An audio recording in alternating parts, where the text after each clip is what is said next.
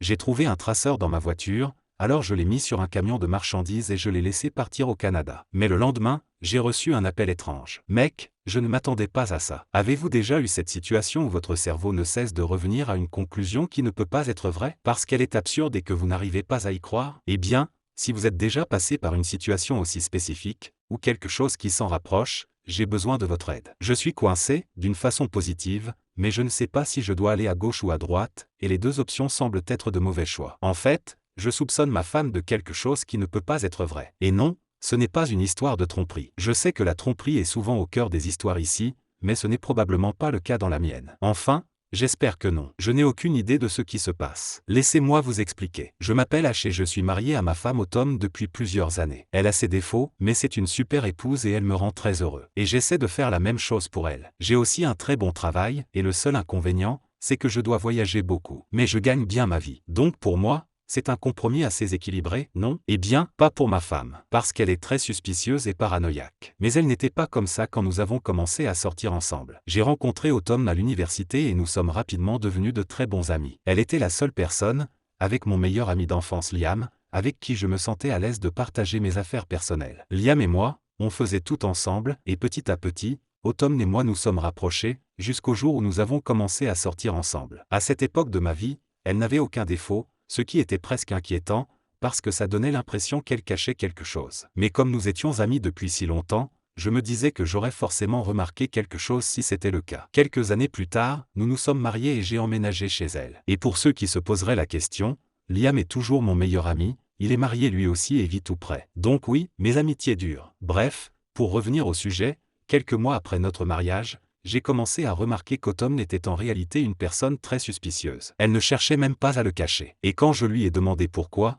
elle m'a expliqué clairement qu'elle se sentait très insécure, et que comme je voyageais beaucoup, elle avait peur que quelqu'un finisse par me prendre loin d'elle. Alors, je ne vais pas mentir, c'est parfois agaçant d'avoir une femme suspicieuse et paranoïaque. Mais d'un autre côté, je trouve ça aussi attendrissant. Je me dis qu'elle ne supporte pas de vivre sans moi, même pas une minute, et que c'est pour ça qu'elle veut toujours savoir où je suis et ce que je fais. Je ne dis pas que c'est facile, parce que comme je l'ai déjà dit, ça peut devenir très pénible, au point qu'on se dispute si je ne décroche pas le téléphone quand elle m'appelle. Mais tant que je me rappelle que tout ça vient de l'amour, c'est plus facile à accepter et notre relation peut rester saine. Par contre, je pense que si ça avait été avec quelqu'un d'autre que moi, ce mariage n'aurait peut-être pas tenu. Alors parfois je plaisante avec ma femme en lui disant qu'elle a beaucoup de chance de m'avoir, et elle est d'accord. Voilà donc à quoi ressemble ma vie en temps normal. Je pars au travail, on me dit où je dois voyager cette semaine et combien de jours, je le dis à ma femme, elle fait semblant d'être fâchée et je dois la convaincre en la faisant rire. Mais cette semaine, c'était différent. Il y a quelques jours, j'ai appris que je devais voyager assez loin pour un rendez-vous avec un client. Évidemment, Autumn n'était pas contente que je parte 2 jours. Quand elle est en colère,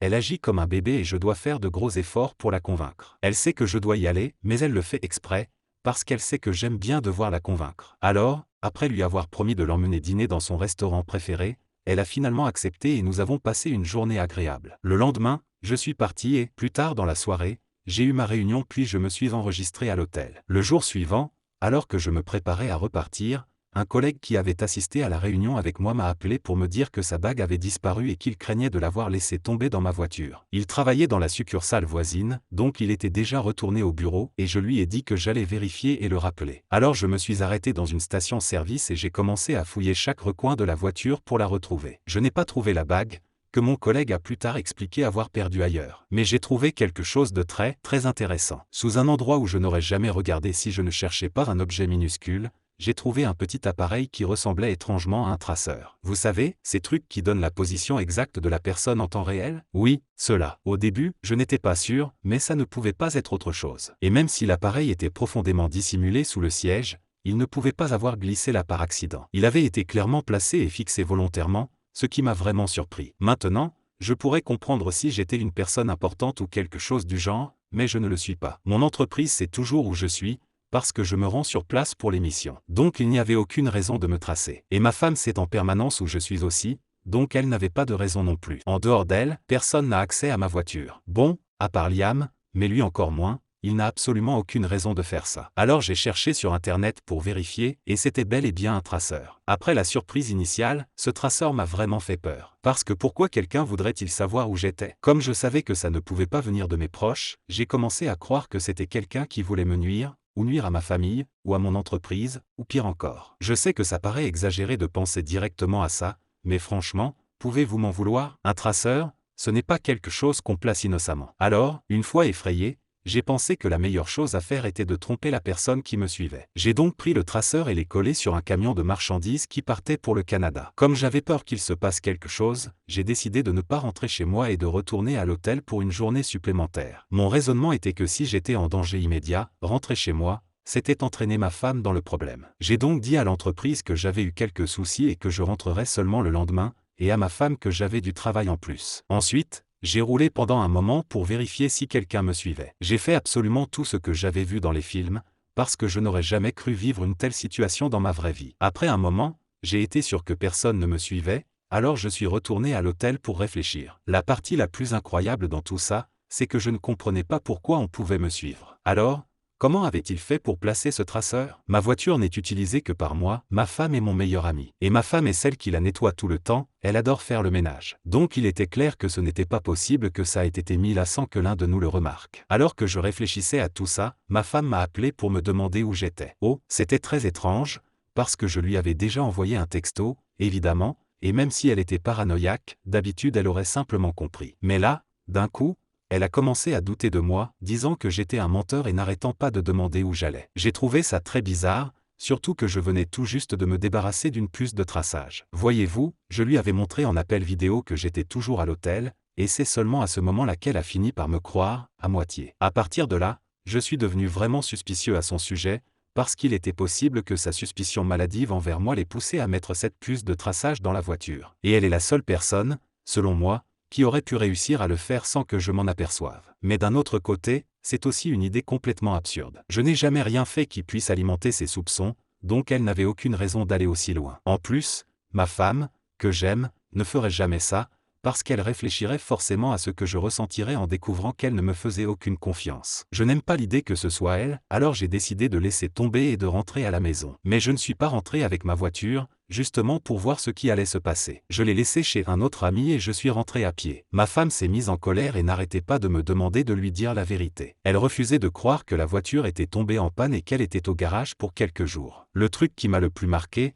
c'est qu'elle n'a même pas cherché à savoir si je mentais ou pas, parce qu'après toutes ces années, je pensais qu'elle savait très bien quand je mentais. Mais là, c'était comme si elle savait déjà quelque chose et devait quand même continuer à ne pas me croire. Ça m'a rendu très méfiant envers elle, mais je ne veux toujours pas croire qu'elle soit capable de faire un truc pareil. Parce que si c'est bien elle, alors ça veut dire qu'elle ne me fait aucune confiance, même après toutes ces années où elle connaît absolument tout de moi. Alors, les gars, dites-moi ce que je dois faire. Est-ce que je dois creuser ce secret? Est-ce que je dois juste poser la question à ma femme? Ou est-ce que je dois laisser tomber? Parce que ça commence à ressembler à une situation où je n'aimerais pas du tout ce que je vais découvrir. Ça fait 2 semaines depuis mon dernier post et oui, j'ai pris une décision. Je ne sais pas si c'était la bonne ou non, mais malheureusement pour moi, ça commence de plus en plus à ressembler à quelque chose que j'aurais dû laisser tomber quand j'en avais l'occasion, à cause de ce qui vient d'arriver. Je crois que j'ai réveillé un ours qui va détruire ma relation. Bon, je vous explique. J'ai beaucoup réfléchi, et je ne parle pas d'un jour ou deux. J'ai pensé à cette décision constamment pendant une semaine entière. Quelques jours après mon post,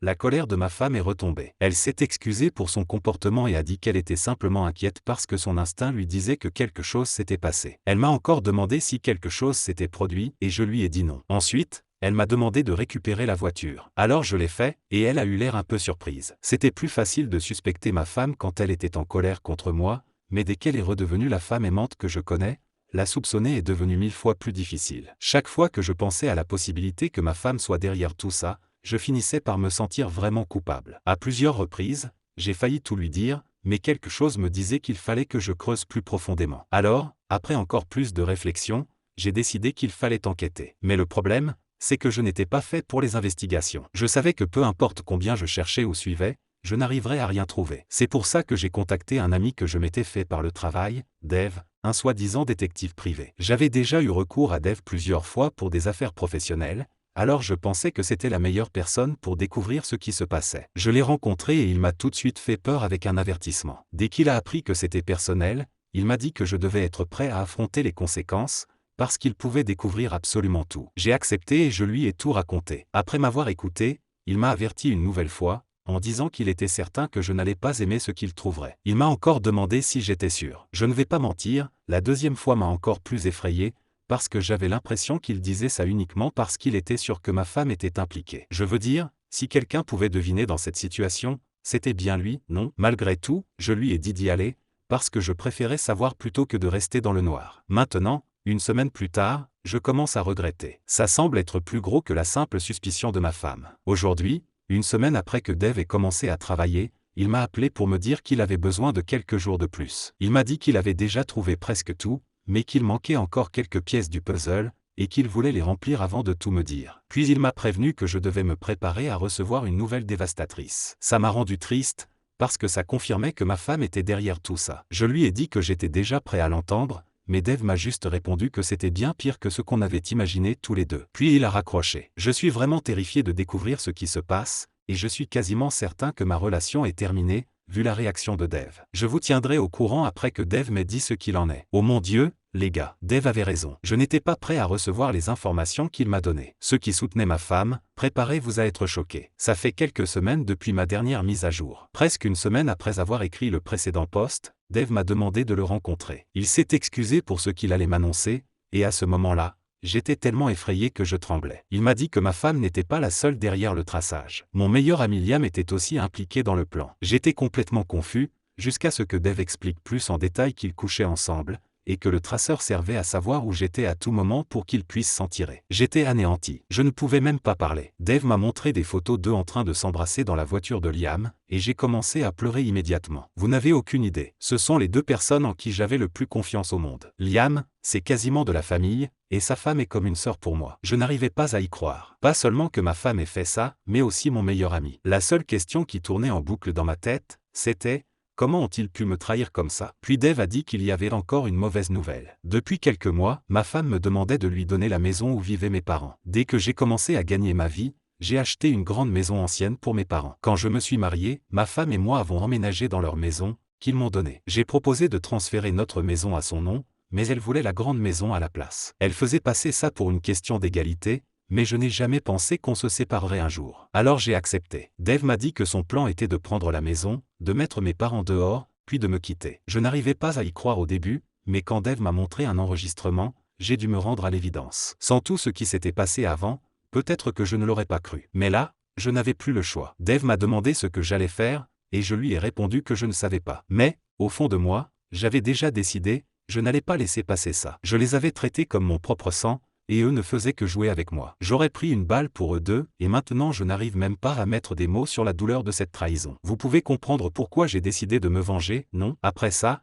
j'ai installé de petits enregistreurs recommandés par Dave partout dans la maison et dans nos voitures. Ces appareils sont redoutables. J'ai aussi placé quelques caméras cachées pour obtenir un maximum de preuves. Mon plan était simple: faire de faux papiers et donner officiellement la maison à ma femme. Évidemment, après ça, elle n'attendrait pas longtemps avant d'exécuter son plan. Et là, je pourrais l'exposer avec Liam devant tout le monde. Les amis, j'ai enfin de bonnes nouvelles pour vous. Ça fait plus de 2 mois depuis mon dernier post. Une semaine après, j'avais déjà tout ce qu'il me fallait. J'ai dit à ma femme que j'avais fait les démarches pour lui donner la maison. Quelques jours plus tard, elle m'a rappelé, et je lui ai dit que je n'avais pas oublié, que le processus était déjà lancé. J'ai signé les faux papiers et lui ai officiellement remis la maison. Elle avait l'air heureuse. Pendant tout ce temps, je n'avais jamais vu Liam, et ça commençait à paraître louche. Alors je me suis forcé à sortir une soirée avec lui. Chaque seconde était un enfer, mais je savais que ça en vaudrait la peine quand viendrait l'heure de ma revanche. Ma femme a attendu quelques semaines, puis a exécuté son plan, exactement comme prévu. Elle est allée chez mes parents et les amis dehors, en affirmant qu'elle me quittait et que la maison lui appartenait. J'ai évidemment fait comme si je ne savais rien. J'ai contacté mes beaux-parents et suis allé la confronter avec mes parents et les siens. J'ai aussi appelé Liam pour lui demander de venir m'aider avec ce problème. Je l'ai fait à un moment où je savais que sa femme était avec lui, donc il a dû la mener. Je vous jure, ma femme et Liam avaient l'air heureux,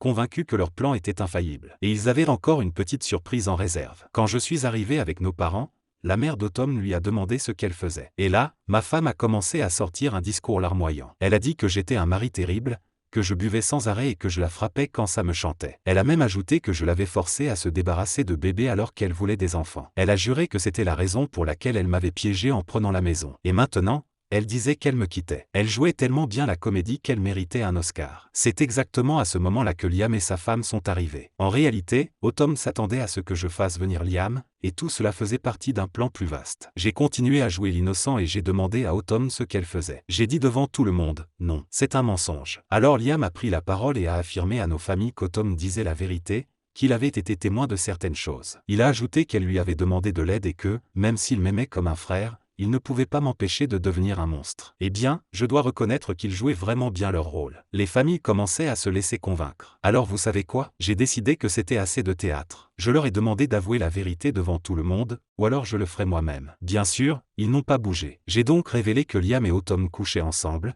et que tout cela faisait partie de leur plan. C'était assez drôle de voir leur visage se troubler, car il n'y avait aucune raison pour que je sois au courant. Puis j'ai montré les preuves, enregistrements, photos d'eux en train de s'embrasser, et même vidéo où ils se serraient dans les bras derrière mon dos. Dave m'avait beaucoup aidé, et grâce à tout ce matériel, mon rôle s'est terminé aussitôt commencé, j'avais des preuves écrasantes. Les parents d'Autumn étaient sous le choc. Lorsqu'elle a tenté de s'expliquer, sa mère l'a giflée. À ce moment précis, Liam essayait de parler à sa femme, et il s'est pris une gifle lui aussi. J'ai dit à Autumn que les papiers étaient faux et que nous étions finis. Elle s'est mise à pleurer. Ma belle-mère lui a dit qu'elle la reniait, qu'elle ne voulait plus jamais la revoir. Je lui ai annoncé qu'elle recevrait bientôt les papiers du divorce. Quand la femme de Liam lui a dit qu'elle le quittait elle aussi, il s'est énervé contre moi et a essayé de me frapper. Sérieusement, j'ai simplement esquivé, je l'ai attrapé et jeté au sol. Mon père a appelé la police, et Liam a été arrêté. Même si Autumn m'a supplié, nous l'avons mise dehors. Sa mère me présente encore des excuses aujourd'hui, mais je lui ai dit que ce n'était pas de sa faute. Quand je suis rentré chez moi,